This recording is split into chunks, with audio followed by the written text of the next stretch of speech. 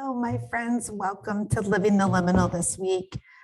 I'm so glad you're here. I'm so glad I'm here. It's getting a little chillier where I am. So we have to think about how we're dressed and what we're wearing, and just that whole concept of thinking about what we're doing, thinking about how we're doing it has kind of got me hearting again.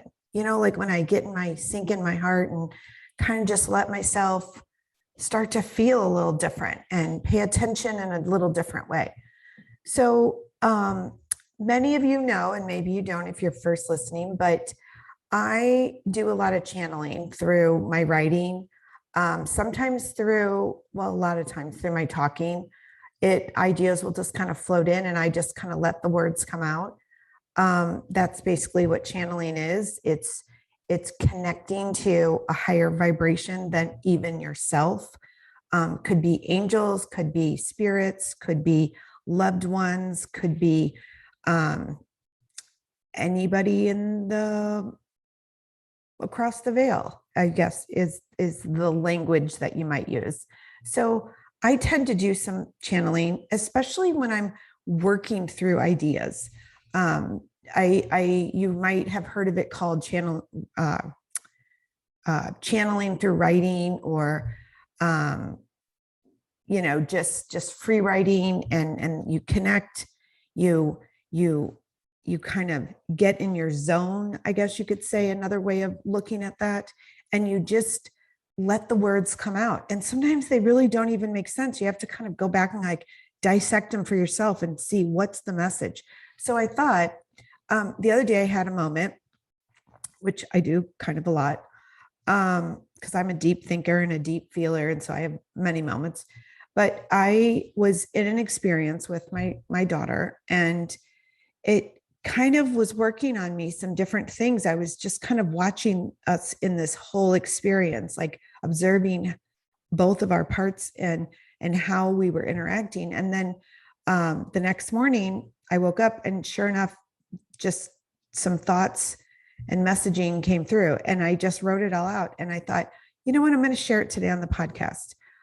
It's a great example of how we really can deep dive into our own soul's experience, as well as being connected to a higher vibration and allowing that collaborative experience and that relationship to sort of guide you into your evolution, your growth. So I thought I would do that. So our experience, my daughter and I, were there was some things happening in our family, and we've been dealing with them, working through them. If you heard my talk a couple episodes ago, the experience is that I decided to kind of walk away from some relationships that just weren't healthy for me anymore. And in doing so, I gave my children the ability, right? So the freedom to make their own choices, because I believe in that free will. And we've been working together as a family through some of those choices that they're making, and some of the interactions and experiences that continue to take place. And there were, my daughter was having some challenges at school and with her swim team. And she was really at this cusp of having to make a choice. And for those of us who are very deep into our feelings and our emotions and our experiences, and for those of us who just have a love for wanting to do right by ourselves, and we maybe don't even realize it. Maybe it's just kind of unconscious in a way still. But most of us operate from a place that we want to do right by ourselves. We want to do right by the people that are around us that we love and care for. And we want to do right by the people that are in our lives, that we interact with. Maybe it's the neighbors, the community, the school, the church, whatever it is that you are, who you are surrounded by. So most of us have that deep desire to do well by people. So she and I were talking, and I had been really trying to kind of bust through this outer layer of toughness, which we all do, right? We put up barriers because we don't want to feel, because feeling the feelings, especially for those of us who are highly sensitive or empathic, feeling some of the wide range of stuff that comes out of us, it kind of can cause you to be a little like, whoa, we got to take a step back here. I don't know about this.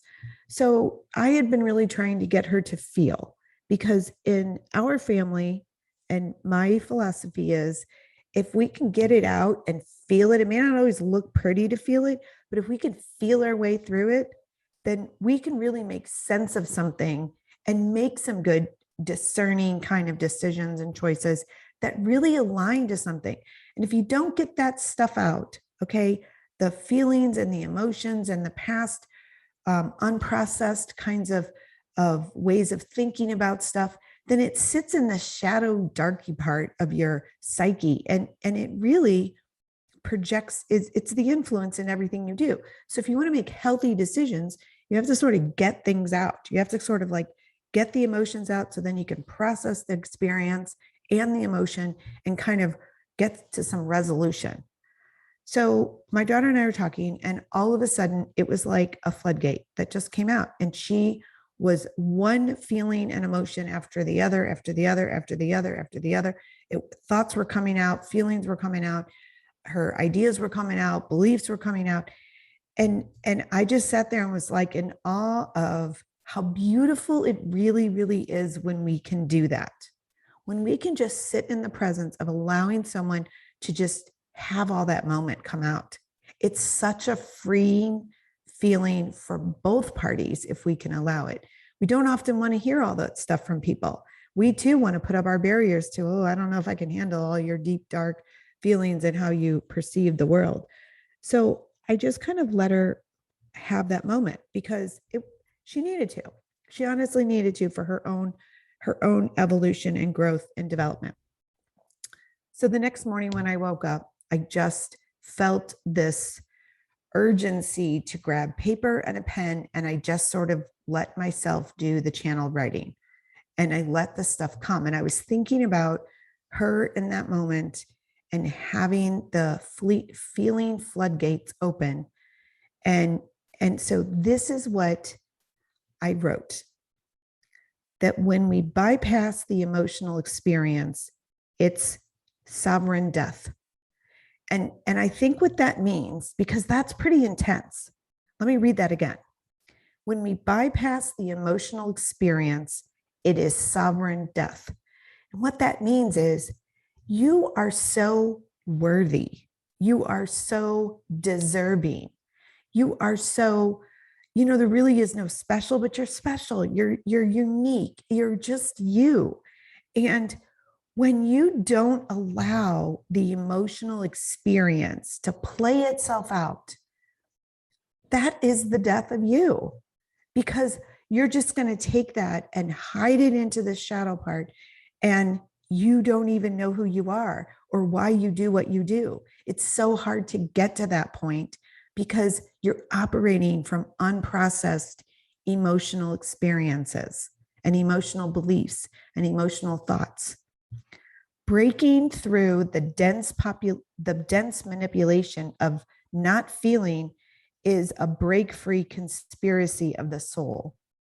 So what happens is that we think we're being this free will. We think we're being this free person. And in actuality, we're just operating from deep-seated, emotions and thoughts and unprocessed kinds of experiences that are dense, meaning that they're in our psyche, they're in our unconscious mind, and they're manipulating everything that goes on, because that's how you're operating from. It is through the moments that challenge us that we learn the courageous acts of our soul, bringing a conscious life to the soul's experience. So when Carl Jung said that when you take the unconscious and you make it conscious, that's true living. That the rest of it is what you're just going to call fate. Oh, I don't have luck. Oh, these things always happen to me. Oh, I don't know why this keeps happening to me. I don't know why I keep having these experiences. Well, you haven't brought to the conscious life, your conscious experience, your conscious self, these unprocessed emotions, thoughts, and beliefs. Why are we here is a curious state that can give us comfort. So when we know why we're here, it's just freedom. And it feels like you're wrapped up with a warm blanket and a fire and you're cozy. You just know, you just have this knowing. We often want to create doing from this enlightened modality. It is not in the doing that we find our disconnected self. So what that means is we often go about doing things. Okay. Let me go do this. Let me go do this. Like, let me go run errands. Let me go clean the house. Let me go get a job. Let me go serve on this board. Let me go be in charge of this experience. Let me go do for other people over abundantly. And we're doing those things from a very disconnected place. It is only in the being that which we are and have always been. So we don't get to a conscious life by doing. We get to a conscious lifestyle by just being who we are and knowing, having this deep knowing, okay, this clarity of self. Who we are was a sacred design given at birth, a contract of obligation to live fully in human form, an experience that calls us into a sense of knowing, the humanness of which we authenticate our personality has always known its own self-belonging. So often we're in this space where we're looking to belong. So we go outside of ourselves to belong to groups, to belong to people, to belong to families, to belong to communities, to belong to neighborhoods. And the soul is never going to find belonging in the outside world. The soul will only find its true belonging when it is just being with itself. Okay. And the soul has this obligation, and you can kind of think of it like a contract in a way to its self. So the soul works through the personality. The personality is the human form. At birth, we came into an experience of confusion and misunderstanding. The soul only knows love and will always act in the human one's favor to return that purity of love. So our role here is just to always get back to love, because that's all our soul knows. Our soul doesn't know the act of betrayal. Our soul doesn't know the act of rejection. Our soul doesn't know the hurt and the pain that goes through loss. Our soul doesn't know those intensity of experiences. Okay. Our soul only knows love. Our human form, our personality knows those other experiences, but our soul is going to work through the personality. So everything has to come through the personality to get to that soulful place. What if we lived consciously aware by a set of values that represented a collaborative intertwining, meaning two spirals moving, flowing upward and downward as above, so below? What if DNA stood for divinely neutral awareness? DNA, divinely neutral awareness. See, what I think that means is, and again, the stuff just channels out of me, and then I have to kind of think through. I think what that means is we've always thought of ourselves that we are just this human personality, okay? The body, we've thought we are our hair, we are the clothes that we wear, we are the way our body looks, we are the way what our body can do. And I think what's coming through here is the idea of divinely neutral awareness, that none of that physical stuff really matters. What matters and the essence of who you truly are is who you are at the soul level. Your wholeness is from that soulful, loving place. Your purity is from that soulful, loving place. So divinely neutral awareness is that you are divinity. You are this whole perfect, beautiful, extraordinary, extravagant, magical, majestic essence. And then if you think about like this essence, okay, and then we kind of put this body over you like a costume. Okay. In the Jungian psychology world, we call it the persona. Put a little costume over you, how you look, how you act, what you think. And all of that comes from that place. In this way, we could fully inhabit the human form by feeling the vast array and depth of emotions available, not bypassing breakthroughs, and could sense the wealth of joy and wonder that all brings. So what this divinely neutral awareness could be is if we thought that was our DNA, if we honestly thought that that was our true essence, then we could really have some fun with the human form, our personality, because that's not real. That's not who we really are. It's just the costume or the mask or the persona that we're putting on. Hurt and pain would be minimal, as the divinely neutral awareness would allow the learning to be incorporated simply and peacefully. The value of a peaceful heart might demonstrate a truly awe-inspiring foundation for living. The value of witnessing as a form of participation would activate a deep wisdom, thereby bringing forth more strength and bravery to the personality. The value of interconnectedness would aid in maintaining a long-term sustainability of love and ultimately decrease the need for defense. So here's what I think all that means. Divinely neutral awareness would bring about these value systems, and they're different than the value systems a lot of us have today. The value of a peaceful heart, meaning my job here, why I'm here, is to have a peaceful heart. So I am going to be in my life, and I'm going to choose my doing in my life that brings me a peaceful heart.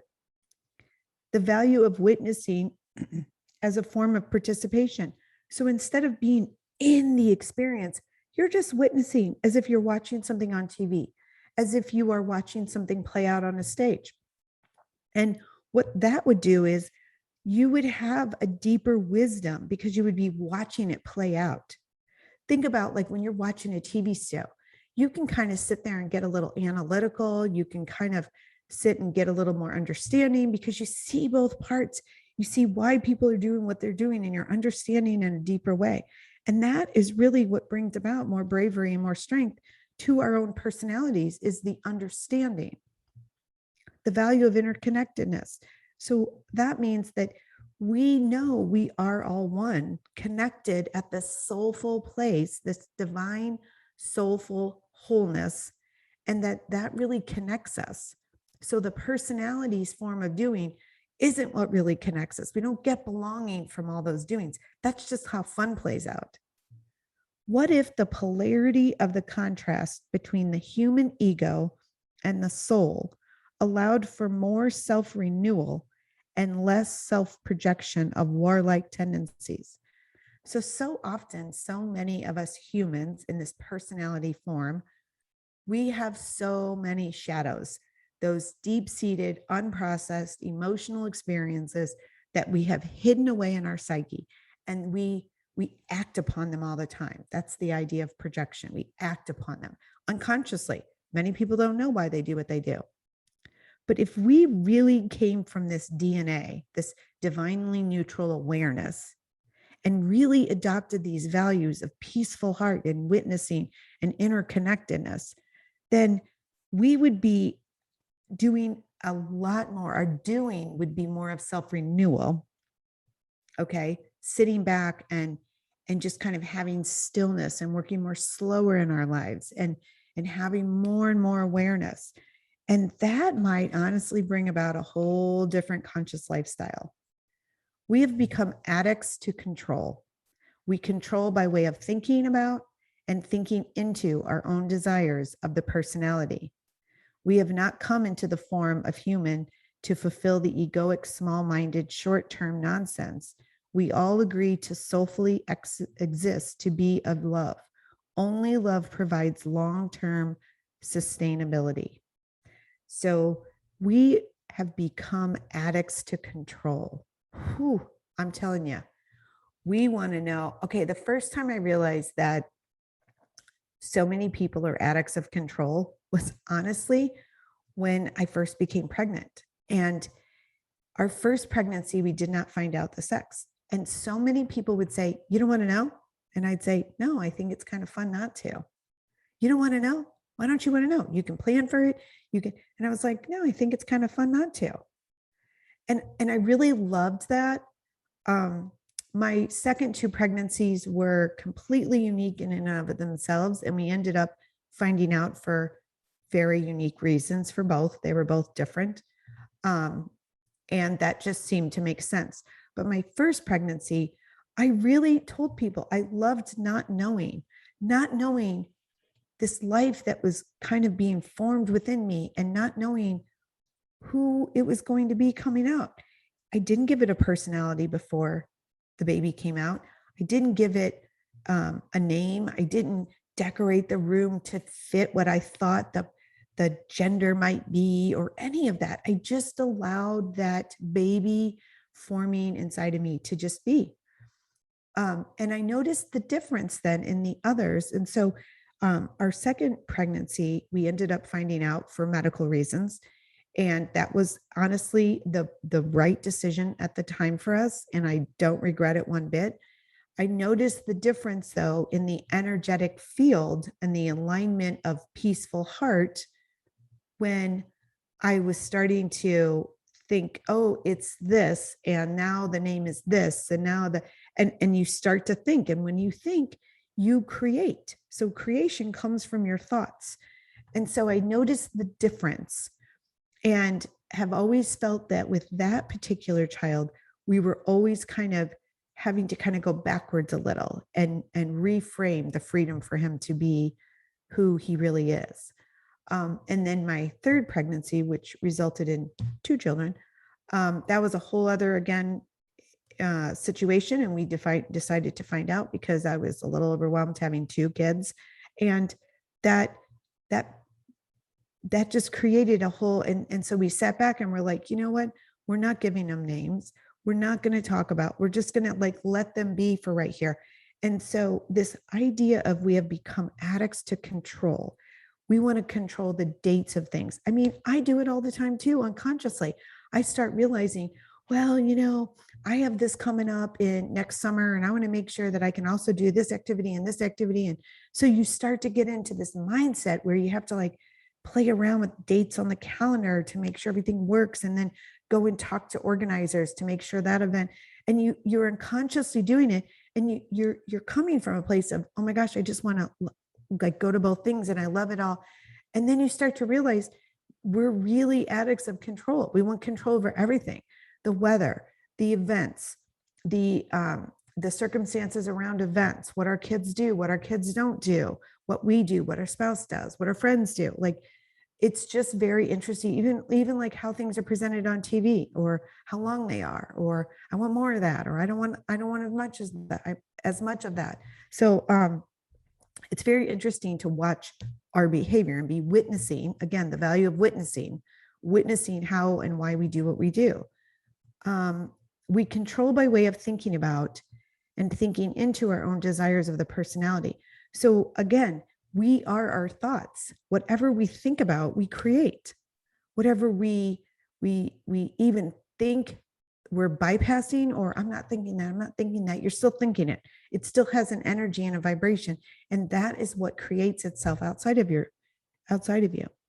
So what do we want? We want it all. To be honest, we want it all. We are selfishly unselfish in that way. We just want it all. We are creatures of greed, food, objects, people, likes, followers, votes, money. We all are. We don't bypass that. You don't get rid of that, because that in some way is the fun of the human experience. Wouldn't it be something if we had less greed and lived more freed? So the idea is not that you would have less food or less objects. It's that you would be less attached to those things and that they had meaning. And the meaning would be coming from a very valued place of a peaceful heart, interconnectedness, and witnessing yourself with these particular objects of greed, if you wanted to call them that. Breaking free of fundamental thinking governed by rules and standards that are toxic and unnecessary. They have become our current way of life, as those who are unaware are dangerous souls. These unawakened souls walk aimlessly, causing harm as a form of protection and defense. And again, if you're operating from this personality of yourself that is highly unawake, highly unaware, and operating from the shadow self, which is all that unprocessed emotions and feelings and experiences and thoughts and beliefs, okay, then you're dangerous to our society. And I think we've pretty much seen that in these leaders, people, okay, we've seen it all over. We've seen it in government, we've seen it in schools, we've seen it in our neighborhoods, we've seen it in communities, we've seen it in families, we've seen it in relationships. You're dangerous when you are unaware and unawake, and you are operating from an unconscious mind. What is the simplest act you can perform today that will make the most sustainable impact? Surrender. Surrender. Let go of what you think. Allow that freeing space of the unknown to extract your own curiosity. It is in your divine essence to enlarge your perceptive quality. See what you think you see bigger. Expand your vision. Find a colorful beauty within the unknown and uncharted. Search within for your own understanding. So, what that means to expand your vision is, let's say something happens and you start down a thought process. It means this. Expand your vision means, you know what? What if I put on new glasses? How would I see it different? What if I took a turn and I changed how I'm standing, and I went to the other side of the room? Would I see it different? What if I turned around? Would I see it different? What if I incorporated all of those facets? Would I see it different? Expanding your vision, getting bigger. What are all the possibilities here for the way to think about something or someone? What are all the possibilities? Because we have an infinite, abundant allowance of possibility in every moment, every experience, every relationship, and every amount of our thoughts. Surrendering is the soul's most courageous form of its own sacred essence. So when we surrender, it doesn't mean it's not letting go in a way of, like, let's say you're holding on to a tightrope, okay? And most of us, that's what control is. We're holding on to this rope and we're anchored to it. We don't want to let go, okay? We're going to hold on. And surrendering is like, you know what? It doesn't mean you just let go of the rope and everything just, it means you give the rope to someone else. And that someone else means someone outside of yourself, outside of this physical world. So you give it to God, you give it to the universe, you give it to love, you give it to higher consciousness. However you subscribe to your own higher power, you give the rope to the higher power. You give the rope because in that higher power is going to work with your higher self, which is the soulful outside of you, okay, that really knows you well, your true essence.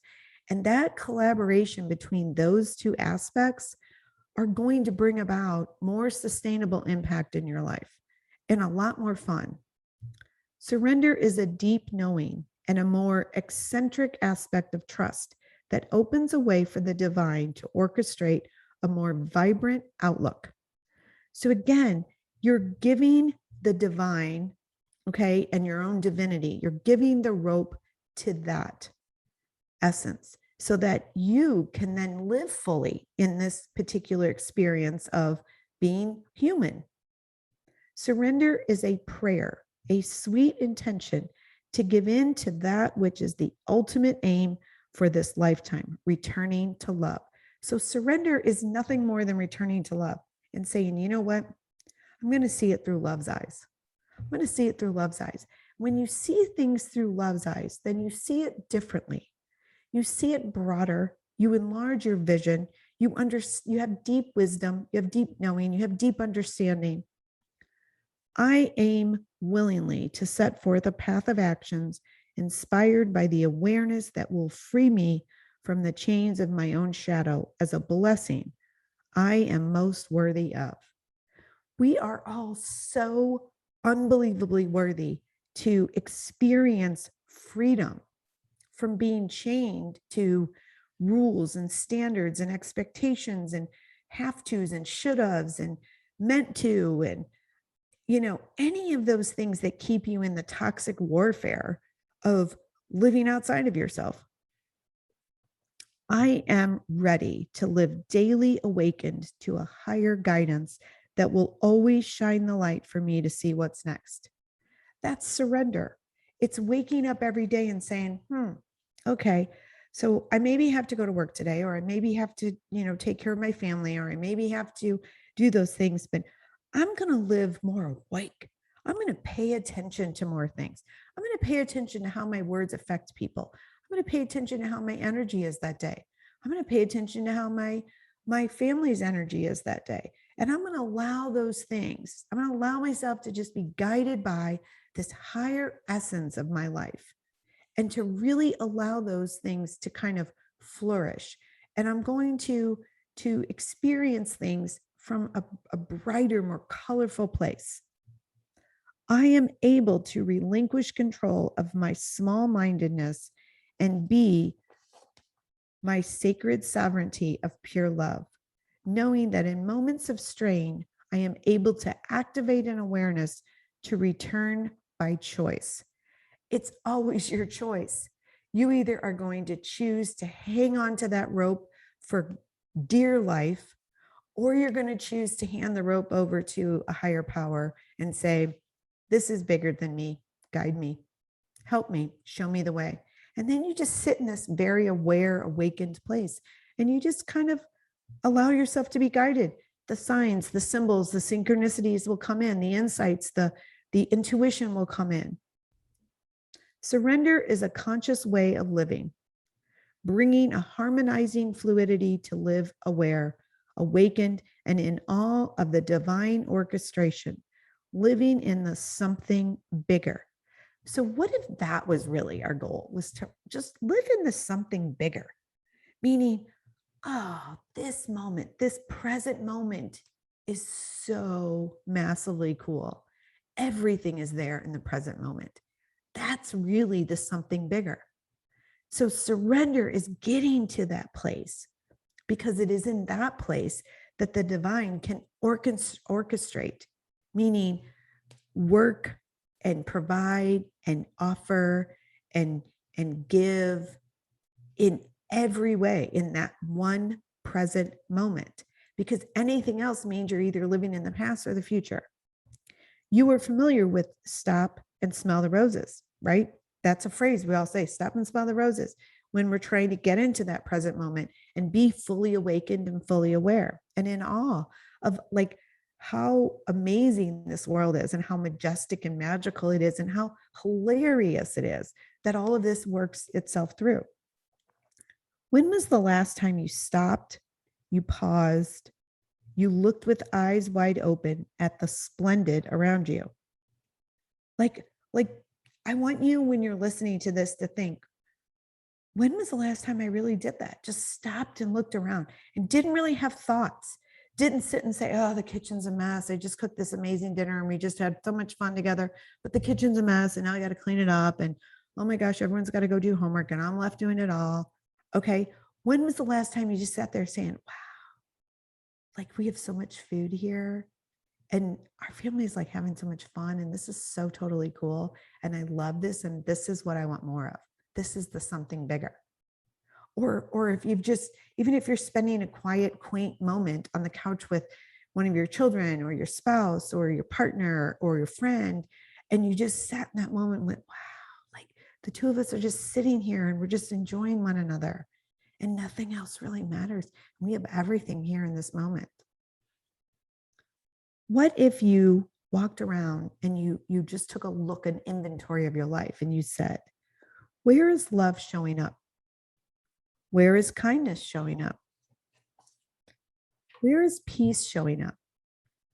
Where in your outlook are you witnessing large amounts of whatever?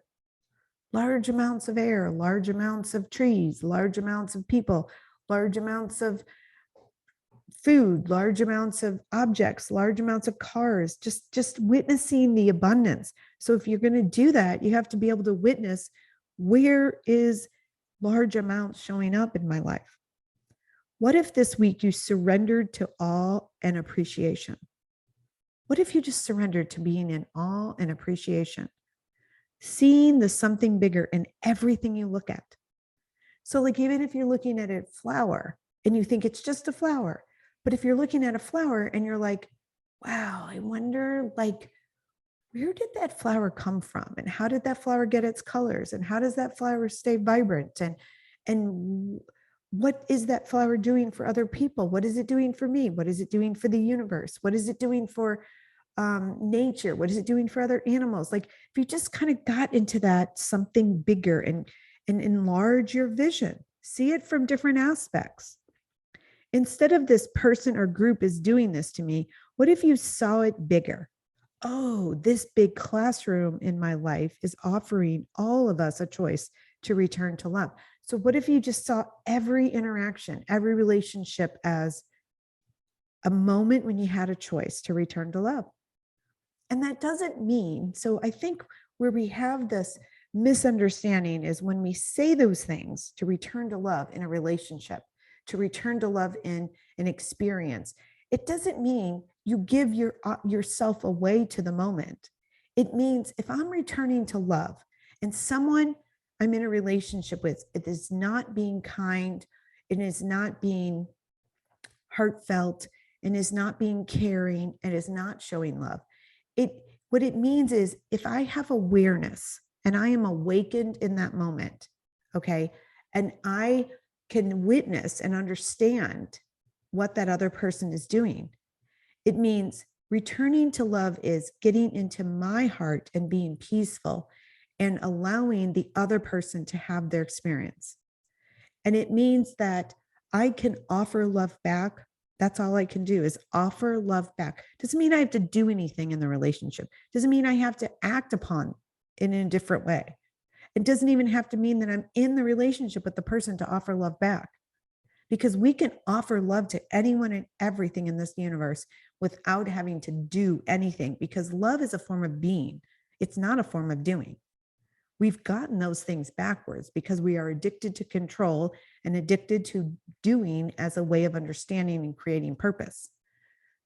Love comes from our own being, and we can vibrate that love out. It's a frequency. We can vibrate that feeling and emotion of love from our heart and our soul out to other people without having to physically be in the space with them, without having to physically be in relationships with them, without having to join them for any functions. So it's a big understanding and a big shift into how we do our life here. If you have any amount of fear, angst, worry, doubt, concern, etc., you are not in the energetic frequency of love. You're just not. Any form of doubt, you're not in the frequency of love. Living fully consciously is not about bypassing the emotions of fear and doubt and worry and hurt and betrayal, etc.